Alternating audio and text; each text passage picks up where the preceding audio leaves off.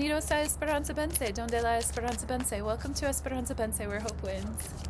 Check it out. I'm here chilling with the mountain, Las Montañas. And we're gonna get into this earth energy right now, because now I'm actually gonna pull the 10 card Celtic Cross from our Taurus full moon reading. I recorded the entire reading and only half of it showed up, so I put that on as vibes. You can check the links. And so to get into the Taurus vibes, check that video, because we talk about through all the houses 1 through 12. I give sort of examples of where this full moon energy could be hitting your chart on a more personal level. So that's something new I tried. Sometimes I do that. I don't know. I just sort of like, oh, the Tower. That's interesting, because when I pulled that reading yesterday, this card came out, but Ace of Wands reversed didn't come out. So the Tower card is obviously like a lot of shifts, disruptions, changes. As we all know, well, maybe not we all, but a lot of us have been following the path of the planet Uranus, and that's about to retrograde right back into Taurus. So when that happens, there could be still more disruptions in terms of our monetary situation, our sense of stability, our sense of food availability, or scarcity for that matter. The Tower usually disrupts systems that needed to go, that were on shaky ground anyway, but sometimes when the Tower is upright like this, that can bring us a lot more surprises. With the Ace of Wands reversed, we could be surprised at the way that people are projecting their fertility energy, or their creative energy, or their masculine energy, or their BDE energy. You know what I'm saying? Because with the Ace of Wands reversed, people are using that in kind of an off-centered way. Ace of Wands reverse is going to give us a sense of like that Mars with the Mercury in Sagittarius gone wrong. Like when keeping it real goes wrong. Ace of Wands reversed with the Tower. Seriously though. All right, those are going to flavor our reading, and I'm going to pull the 10 card Celtic Cross and pray upon these cards. And if you'd like a personal reading, I am in excellent vibes, man. I've been on chill mode, you know, for like the past month or so, and I continue to be vibing and chilling and exercising and being at one with nature. So it's a really good time for you to tune into your intuition via me. Hit the links. I'll see you soon. Virtually, well, maybe in person, I don't know. I've met a lot of you in person lately, for real. Like I've given a lot of in-person readings that I didn't expect, and I love it, and I love you, and thank you. So let's pray over these cards and see what the cards have to say for our full moon in Taurus.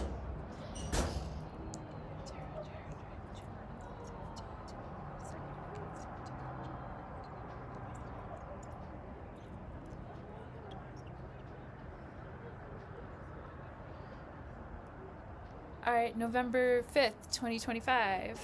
This is us. Our challenge, near past, near future, our conscious awareness, our subconscious awareness. How do we see ourselves? How do other people see us? What are our hopes and fears? And what's the likely outcome if we just keep doing what we're doing? Maybe we'll keep getting what we're getting. Oh my gosh, did you notice? Do you love this? I know if you've been watching my videos, you might have already seen this robe, but I have this robe with all the like, I got Gemini up here. Is this Scorpio? No, Virgo. Where's Scorpio? Got Virgo on both shoulders. Which is funny because I do have a lot of Virgo placements, and I'm a Gemini sun. Virgo on both shoulders and Gemini. Anyhow, for the full moon in Taurus, we are King of Pentacles reversed. Our challenge is the Chariot. In the near past, we encountered Eight of Wands reversed energy. In the near future, the Empress coming in. Look, this is like literally, maybe it's me. I always aspired to be the Empress. I'm usually the Fool. Conscious awareness. Ace of Cups. That's kind of funny because I'm also about to bathe in some healing waters. That's why I'm wearing my robe. I got a swimsuit underneath, but nothing wrong with a little hot springs, right? Oh, speaking of, oh my gosh, subconscious energy. What did I just say? I told you guys, I'm in tune, man.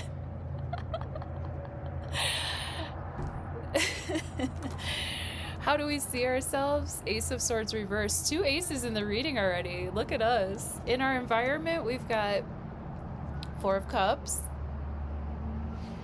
Hopes and fears, or what are we projecting right now? Strength.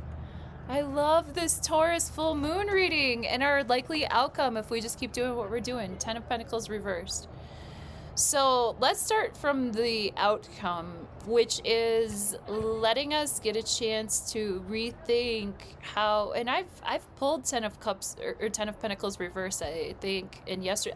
A lot of these cards came up when I did the reading yesterday and it didn't record. So that's interesting that, but anyway, 10 of Pentacles reverse has been coming up lately, and I promise you I shuffle. I promise you I shuffle. 10 of Pentacles reverse is a rethink in terms of our 10th house matters. What our 10th house matters? Those are like Capricorn things. How do we show up to work? And how do people see us in society? How do people view us? Like, what is our label? Like, how do people see us as a giver? Do people see us as a business person? Do people see us as a healer? Do people see us as a teacher? Do people see us as a cleaner? Do people see us as a dirtier? You know what I mean? 10 of Pentacles reversed is definitely wanting to leave a good legacy behind, but we may be investing our resources in spots to where, like, once we're done, it might be the end of the line. 10 of Pentacles reverse is usually like the end of a legacy, the end of a lineage. So maybe this is some situation in the physical realm, because we are dealing with Taurus energy. So that is our money, that is our food, that is our access to good money, access to good food, access to good health. And with the 10 of Pentacles reversed, you know, there might be some resources that aren't as available, or we might be really stretching ourselves to come up with creative solutions to how we can leave something behind for the people that are coming behind us, our kids, our grandkids, our nieces, our nephews, and so on, okay? And also, if it's just us, it could be the 401k, it could be the retirement, it could be how are we working now and how are we fitting into society and cooperating so that we can leave behind us a good legacy. So that's like the outcome. So if we keep doing what we're doing, we might want to rethink what we're investing in, because what we're investing in doesn't just last for us, it lasts like 7 generations into the future. Taurus full moon, that might be really highlighted right now. The wind's picking up.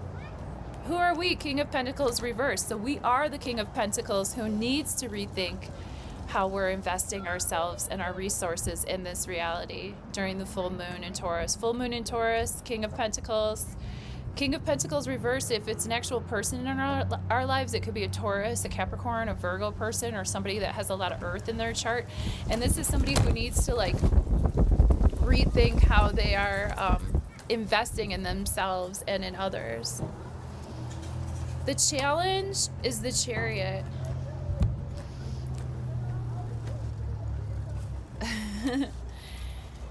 The Chariot is us taking the reins and driving to victory because we directed it. And the challenge might be for us to take charge and to take the reins in some sort of situation. The challenge might be for us to upgrade our vehicle. The challenge might be with our transportation. The challenge might be with our Cancer ruled things like home and sovereignty and stability in society. The Chariot is us definitely balancing our light and dark magic within us. And once we can balance the light and dark magic that we have inside of us and have a healthy emotional balance, we can lean into the more esoteric forms of life and use that to empower us, use that to fuel us. We are challenged to reinvest ourselves in actual reality, and we are also challenged to take the reins, take charge and lead our own selves to victory the way that we see fit. With the Eight of Wands reversed in the near past, this could be definitely messages coming in a little bit backwards, or things not moving forward as quickly as we would want them to. This is a stalling of energy. This is us getting some momentum and then getting stalled. This is us like being able to go 80 on the freeway and then all of a sudden there's construction.